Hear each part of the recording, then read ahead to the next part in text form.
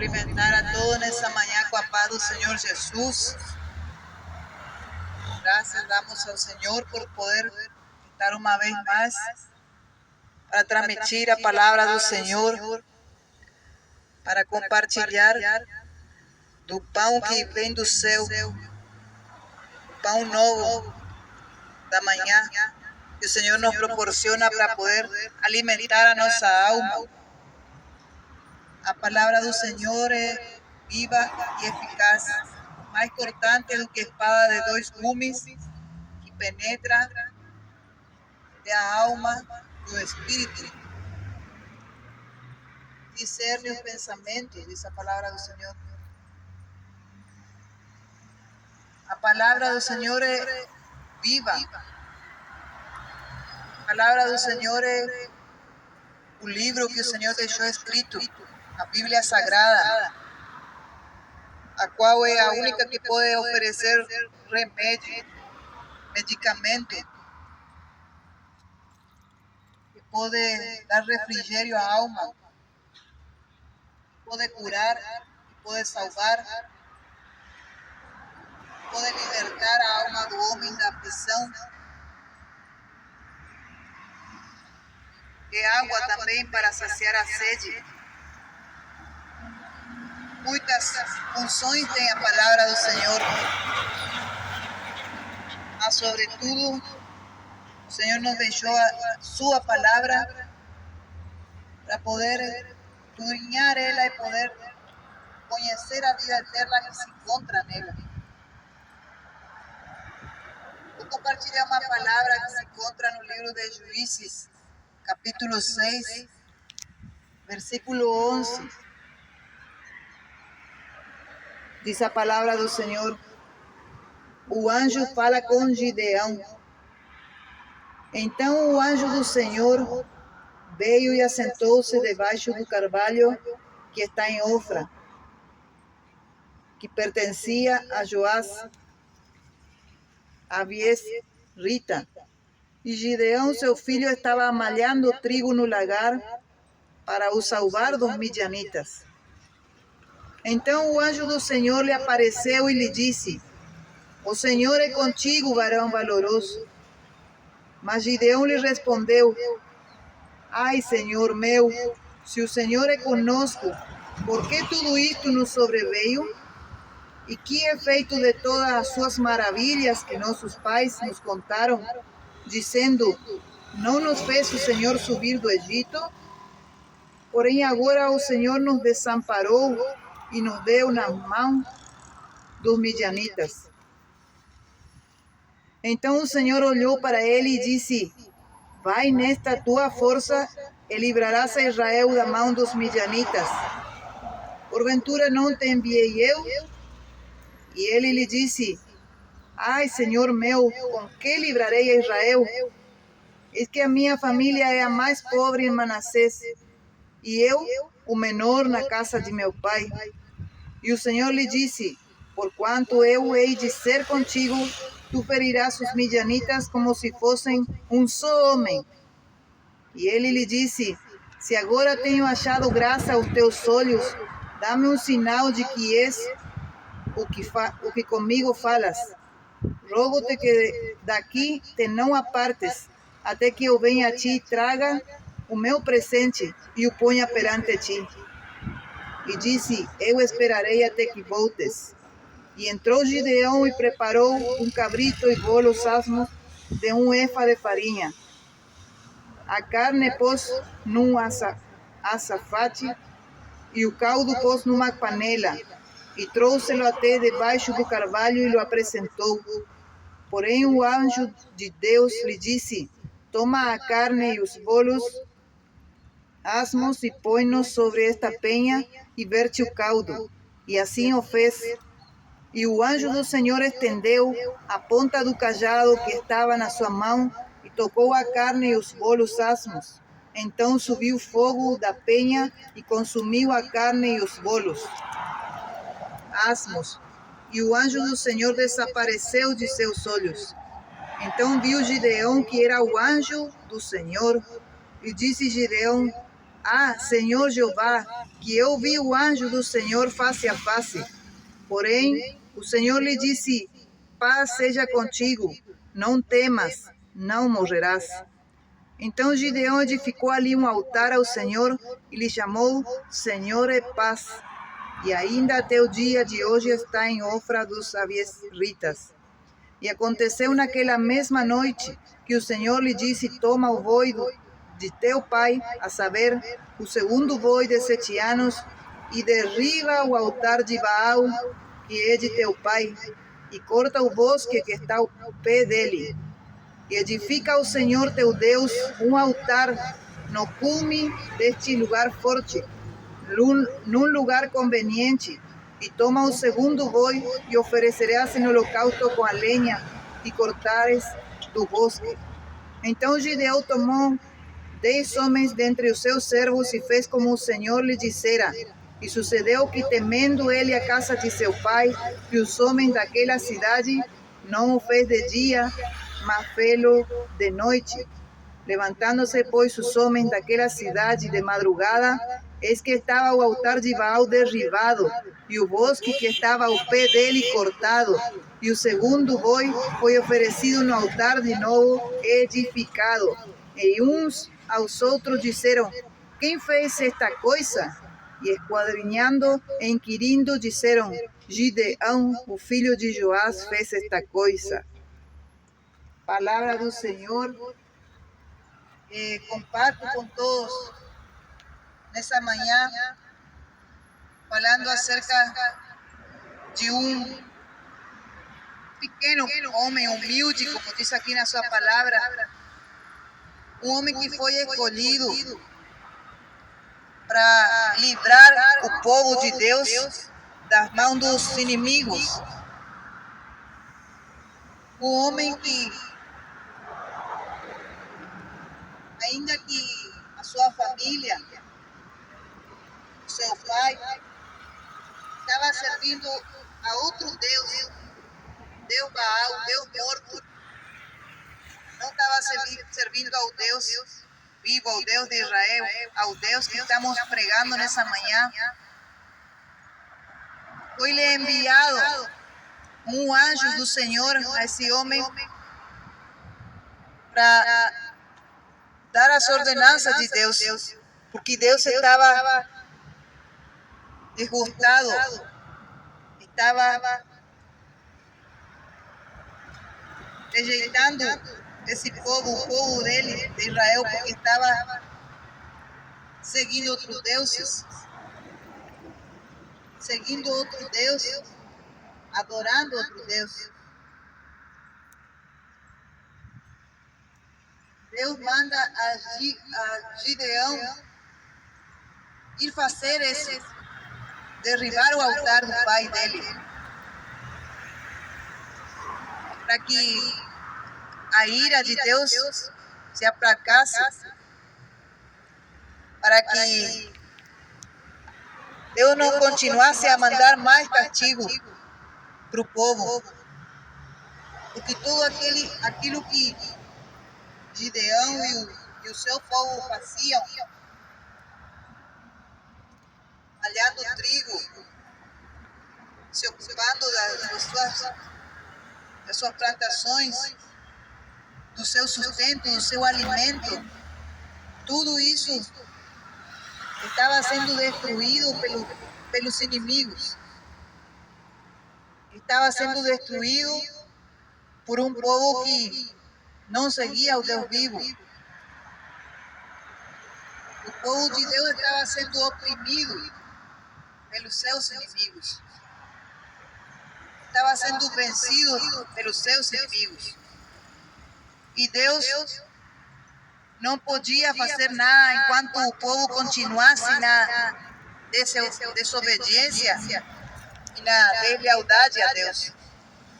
Sendo que o povo de Israel, os hebreus, todos eles tinham conhecimento dos mandamentos, dos preceitos de Deus, mas estavam fazendo o que era contrário ao que Deus manda. E por isso as maldições estavam sobre o povo. nosso Deus, Deus Todo-Poderoso que fez o céu e a terra, o Deus que muitos dizem servir, o Deus Criador, o Deus que nos deu o ar que respiramos e nos permitiu um dia mais viver. Ele é um Deus que não está no meio da injustiça, é um Deus que não se compraça com a falta de obediência dos seus filhos, e ele não ampara a desobediência, a infidelidade do povo. Então ele não pode fazer nada. É a única condição que aparta ao homem de Deus, ao homem do seu Criador, ao filho com o seu pai. É o pecado, é a desobediência, é a transgressão. Isso aparta, isso faz com que Deus não ouça as suas orações. Podem clamar, podem se rasgar, fazendo todo tipo de sacrifício. Deus não ouve desde o céu. Isaías 59 nos diz que o nosso pecado faz separação de nós e nosso Deus. Então não tem nada que possamos fazer a não ser reconhecendo as nossas misérias, nos voltando para o Deus verdadeiro, não para o Deus morto, é para o Deus vivo,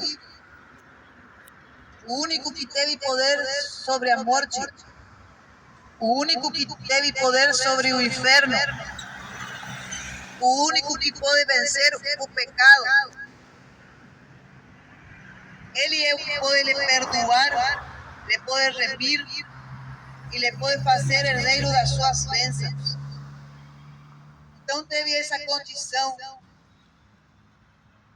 E foi ordenado a Gideão derribar o altar do pai dele.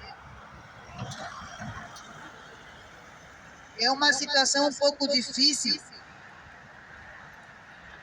Se vier Deus através enviando um anjo, você escutar uma voz, hoje tu tem que tirar o ídolo do teu coração, arrancar aquilo que te foi ensinado.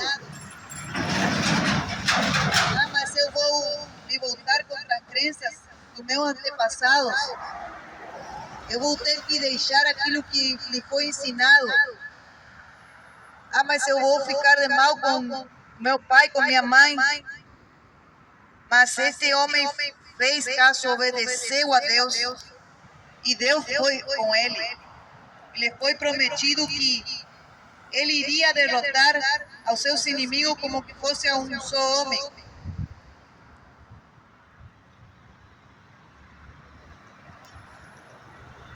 Gideão foi enviado com 300 valentes, derrotaram os seus inimigos. E os seus inimigos eram muito mais do que eles. Isso por quê? Porque não estava a força de Gideão, estava a força de Jeová com ele. Assim como estava a força do Senhor com Davi quando derrotou o seu inimigo, o gigante. Quando o homem coloca ao Deus soberano, ao Deus eterno, ao Deus vivo, ao Deus real, como o Deus verdadeiro sobre sua vida, ele não se apoia mais em si mesmo, no seu achismo, naquilo que ele pensa, naquilo que dá na vontade dele crer, não. Quando ele crê, coloca a sua fé, a fé que é o firme fundamento daquilo que não se vê, a certeza daquilo que se espera. O que estamos esperando nesse tempo? Esperamos nos encontrar com o Senhor Jesus Cristo, que prometeu voltar nas nuvens. arrebatar o seu povo escolhido para uma tão grande salvação, para tirar daqui da terra que está toda corrompida na maldade e na injustiça, para viver num lugar onde não habitará a maldade, não habitará nada que corrompa. Nessa cidade, diz a palavra, não entrará nada que contamine e que cometa mentira. Porque ali estão os justos que foram remidos pelo sangue do Cordeiro.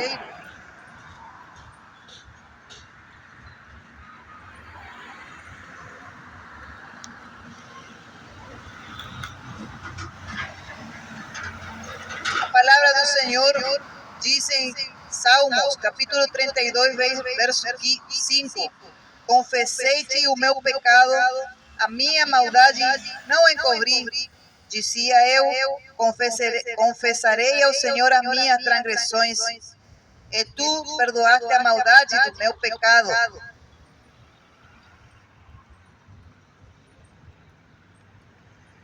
Quando o homem se reconhece, quando o homem olha para dentro de si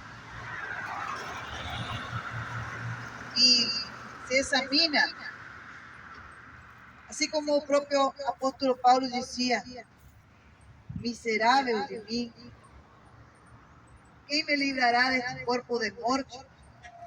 Miserável porque nossa condição é miserável. É uma condição de pecado constantemente, desde a criação, desde os primeiros habitantes da terra que cometeram pecado.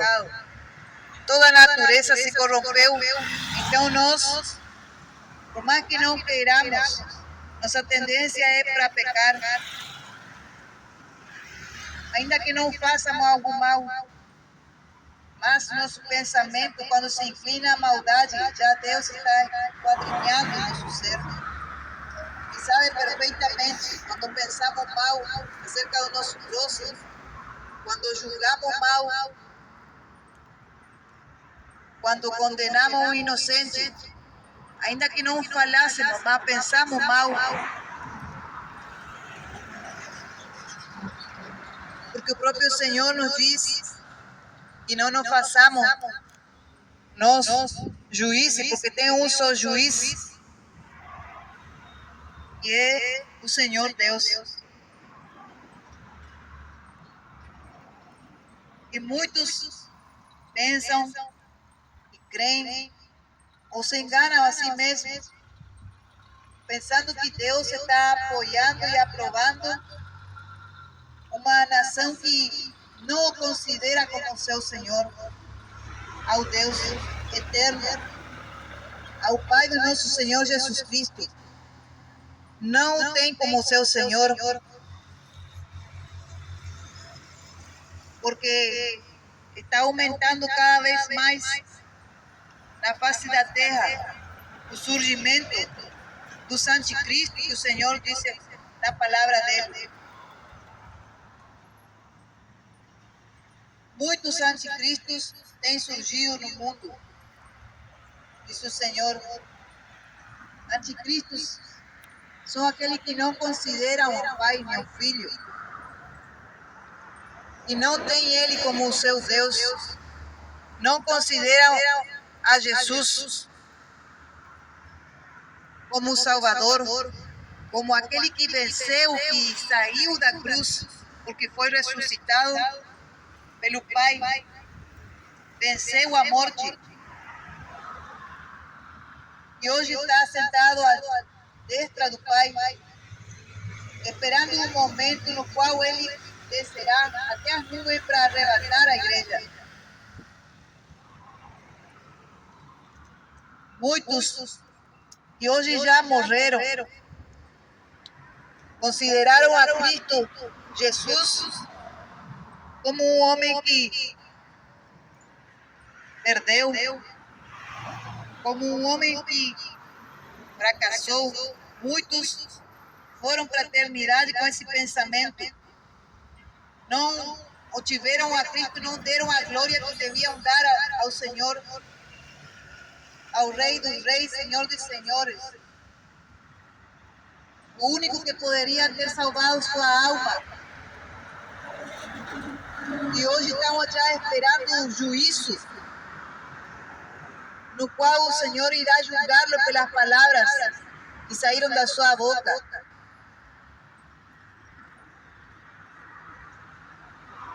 Porque o Senhor nos diz a sua palavra,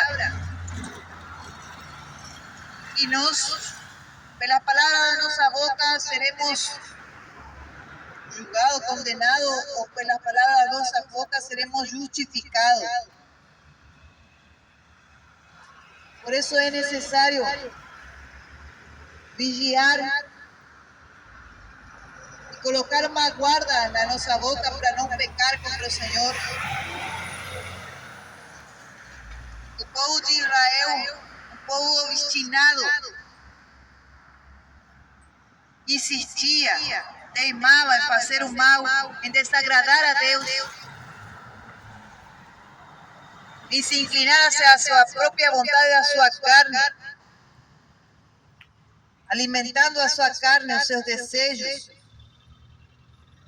as inclinações do mal, aquilo que viram e aprenderam todo o tempo que estiveram escravos no Egito. Povo que também era inimigo do povo de Deus, povo que era inimigo de Deus.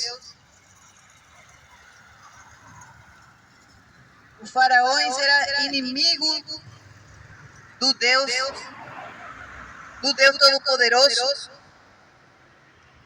Ainda que Deus deu a oportunidade para o faraó, mostrando as 10 pragas que mandou lá no Egito, para mostrar que Ele é soberano e Ele é quem tem todo o poder no céu e na terra, que manda.